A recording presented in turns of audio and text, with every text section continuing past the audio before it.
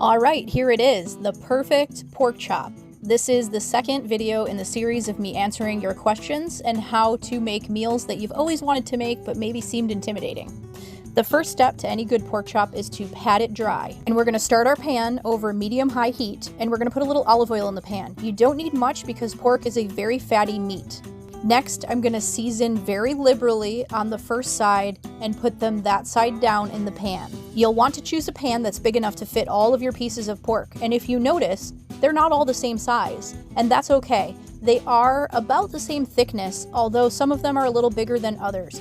And I'm gonna address that in a minute to tell you how to make sure they're perfectly cooked anyway. Here's the seasoning I'm using tonight. It says it's for beef, but it tasted good anyway, I promise you, it was delicious. Had a nice smoky flavor to it. After about 3 minutes, I check to see if they're ready to flip. Now, I'm having a little uneven heat here with this pan and the burner, so I'm rotating the meat around, and if it isn't properly seared, I'm just giving it a few extra minutes. We aren't looking for fully cooked yet, I'm just trying to get a good sear. This is gonna lock in those juices.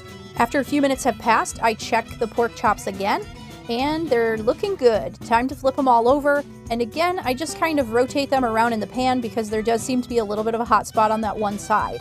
Now here's the key to the perfect pork chop.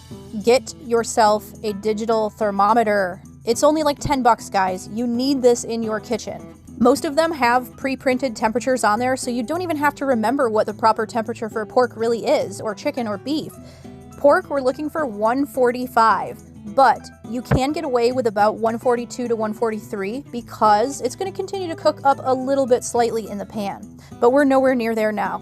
Guys, I am going to put a couple thermometers that I think are decent in my showcase, and don't feel like you have to buy from there. I'm not going to link it on the video, but you can visit my showcase and see the products that I recommend. There are only a few listed. I promise to never promote products I don't truly believe in myself or have tested. Now, I promise I did check it, and I cooked these pork chops thoroughly to 143, and then I turned the heat off, and I just left them in the warm pan until the rest of my meal finished. Here's how they look. Gorgeous! And I decided to switch it up tonight and pair these pork chops with some grilled asparagus and some herbed Israeli pearl couscous. And I'm going to post a video to that as well because I love to change up the grains every now and then, and this is a really unique one. So let's cut into that pork chop and see how I did. Another tip for you is to let your meat rest before cutting into it. That way all the juices can reabsorb. And look at that.